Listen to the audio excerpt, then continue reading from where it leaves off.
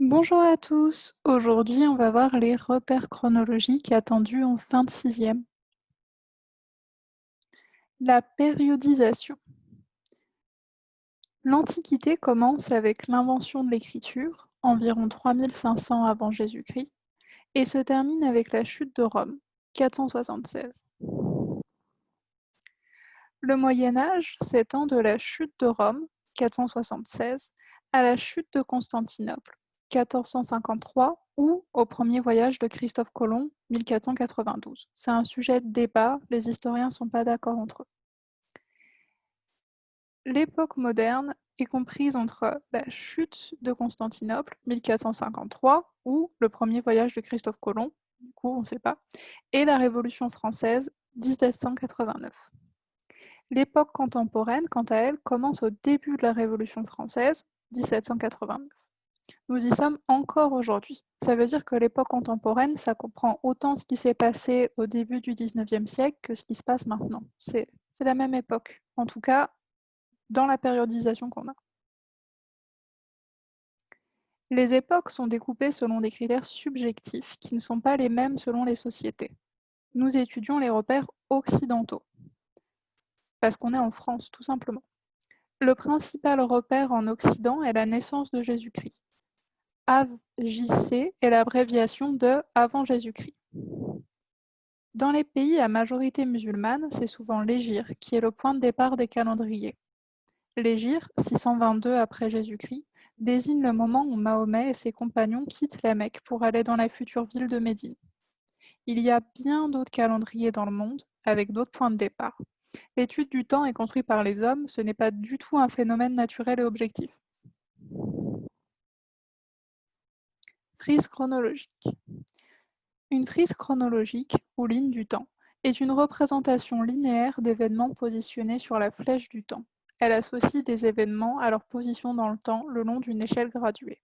J'ai pris cet extrait de définition sur Wikipédia. La frise chronologique, qui va nous servir de support dans ce diaporama, reprend les repères historiques attendus en fin de sixième. Donc attendus en fin de sixième d'après les programmes officiels de l'éducation nationale de 2016. Je ne l'ai pas créée, cette frise chronologique, je l'ai trouvée sur le site du Collège des Flandres de l'Académie de Lille. Les cartes qui figurent dans ce diaporama appartiennent également à leur auteur. Les autres images sont libres de droit. Du coup, repère chronologique attendu en fin de sixième. Voilà, là on voit sur cette frise tous les repères qui vous sont demandés à la fin de la classe de sixième, donc au début de la classe de cinquième. Donc ces dates repères de la classe de sixième, c'est 3e millénaire avant Jésus-Christ, les premières civilisations, 8e siècle avant Jésus-Christ, Homère, fondation de Rome et début de l'écriture de la Bible. Donc on a 3 dates pour le 8e siècle avant Jésus-Christ. 600 avant Jésus-Christ, fondation de Massalia, qui est l'ancien nom de la ville de Marseille. 5e siècle avant Jésus-Christ, Périclès.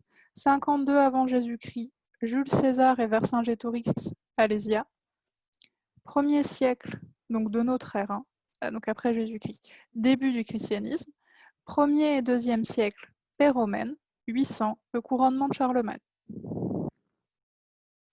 On commence du coup par le 3e millénaire avant Jésus-Christ, les premières civilisations, Mésopotamie, Égypte. La Mésopotamie et l'Égypte sont les deux régions de l'Orient ancien, aussi appelées le croissant fertile. Ce sont les premières civilisations. Là, vous voyez, le croissant fertile, c'est tout ce qui est en vert. Là, on voit une carte, du coup, avec l'Égypte et la Mésopotamie, avec à l'ouest le fleuve du Nil et à l'est l'Euphrate. Du coup, ces premières civilisations apparaissent au cours du 4e millénaire avant Jésus-Christ et se développent davantage au cours du 3e millénaire avant Jésus-Christ. Il y a plusieurs cités-États en Mésopotamie, qu'on voit par exemple Our, Lagash, Uruk, etc. Elles sont indépendantes et chacune d'elles est dirigée par un roi. Un pharaon règne sur l'Égypte. Les pyramides sont les tombeaux des pharaons. Les premières civilisations sont polythéistes. L'écriture est inventée en Mésopotamie vers 3500 avant Jésus-Christ. Elle utilise alors des pictogrammes, des dessins. C'est ce qu'on voit ici. Vers 3300 avant Jésus-Christ, l'écriture évolue en Mésopotamie, vers le système cunéiforme, et est créée en Égypte, avec le système des hiéroglyphes. L'écriture est tout d'abord utile pour le commerce, pour compter. Progressivement, elle se répand dans tout l'Orient ancien et son usage se diversifie. Cependant, peu de personnes savent écrire. 8e siècle avant Jésus-Christ, Homère, fondation de Rome, début de l'écriture de la Bible. Notre civilisation occidentale est fortement inspirée par la civilisation gréco-romaine et par le christianisme. Ainsi, nous ne pouvons pas ignorer le 8e siècle avant Jésus-Christ. Homère est l'auteur de l'Iliade et de l'Odyssée. L'Iliade explique la guerre de Troie, tandis que l'Odyssée raconte le voyage du héros Ulysse, de Troie à sa ville Ithaque. Évidemment, ces deux récits sont des récits qui ont une part d'histoire et une part de mythologie. Et là, on voit pour l'Odyssée que Troie et Ithaque ne sont pas très éloignés, sauf que Ulysse, il va faire tout ça à peu près. Du coup, il va mettre 10 ans pour rentrer à sa maison. Concernant Rome, d'après la légende, Romulus et Rémus seraient des jumeaux qui ont été abandonnés et allaités par une louve. Plus tard, Romulus tue Rémus, son frère, et fonde la ville de Rome. Et il la fonde notamment au niveau du Palatin. Voilà, on voit même ici marqué Rome de Romulus. Au début, c'était ici.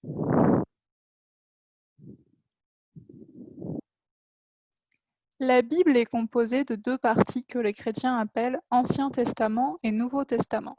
Les textes rassemblés dans ce que les chrétiens nomment Ancien Testament et les juifs Tanakh, pas exactement parce que mon accent est hébreu, enfin voilà, mais du coup, Tanakh et l'Ancien Testament sont communs aux deux religions, du coup chrétienne et juive.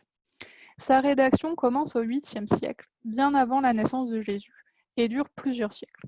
Ces premiers livres de la Bible sont du coup écrits par des juifs. 600 avant Jésus-Christ, fondation de Massalia, Marseille. Marseille est la plus ancienne ville de France. C'était au départ une colonie grecque, fondée par des Phocéens. Les Phocéens, ils viennent de la ville grecque de Phocée. Voilà leur trajet. Vous voyez, ici ils fondent Massalia. Et du coup, ils nomment Marseille, enfin ce qu'on appelle aujourd'hui Marseille, Massalia. 5e siècle avant Jésus-Christ, Périclès, homme d'État athénien. Périclès est un stratège, orateur et homme d'État athénien. Il a une grande influence sur la démocratie athénienne. Côté politique intérieur, il est le chef du Parti démocratique. Aussi, il entreprend de grands travaux pour donner du travail aux plus pauvres. Côté politique extérieur, il souhaite qu'Athènes domine le monde grec. 52 avant Jésus-Christ, Jules César et Vercingétorix, Alésia. Les peuples gaulois n'étaient pas unis. D'ailleurs, gaulois est un terme latin. On voit là sur la carte tous les peuples qu'on connaît aujourd'hui, il y en avait peut-être plus, tous les peuples que les Romains appelaient gaulois. Voilà. Vous voyez, je sais même pas combien il y en a. Les Romains, ils ont dit c'est la Gaule. Ils s'embêtent pas. Ces peuples commerçaient avec les Romains. Des tensions apparaissent cependant. Au début, Vercingétorix se bat aux côtés de César contre d'autres Gaulois. Puis, Vercingétorix, chef d'un clan arverne, c'est-à-dire qui vient d'ici, rassemble plusieurs peuples gaulois contre César. Ils tiennent jusqu'à Alésia en 52 avant Jésus-Christ. Cette défaite entraîne leur chute. La Gaule devient romaine à partir de cette date. Vercingétorix est emmené à Rome pour servir au triomphe de César. 1er siècle, début du christianisme. Née en Palestine, alors province romaine, la religion chrétienne gagne progressivement l'ensemble de l'Empire romain. Cela déplaît aux Romains, notamment parce que les chrétiens refusent de se soumettre au culte impérial. Ils sont persécutés et doivent se cacher pour pratiquer leur religion. Ils ont des symboles pour se reconnaître, comme le poisson. Et là, sur le poisson, il y a écrit Ictus. Ça désignait encore aujourd'hui Jésus. La croix comme symbole, c'est apparu plus tard. 1er et 2e siècle, paix romaine, Pax Romana. L'expression paix romaine, du latin Pax Romana, indique les 2 siècles où Rome a imposé la paix aux régions conquises. De plus, Rome ne subit ni guerre civile importante, ni grande invasion pendant cette période. Pour conserver la paix, les Romains font la guerre en dehors des frontières de leur empire. Concrètement, pour avoir la paix à l'intérieur, ils vont taper sur les autres à l'extérieur. En bref. 800, le couronnement de Charlemagne. Charlemagne devient roi en 768 et est couronné empereur en 800. Ses conquêtes font s'étendre son empire du Pays basque jusqu'au Saxe et de la Manche jusqu'à Rome. Du coup, voyez comme c'est grand. Son État est bien organisé et sert de modèle à ses successeurs. Sa capitale est Aix-la-Chapelle, qui est aujourd'hui en Allemagne. Et du coup, les Allemands, pour eux, Charlemagne était allemand, il n'était pas français. C'est difficile de définir des choses qui sont passées dans le passé avec nos frontières actuelles.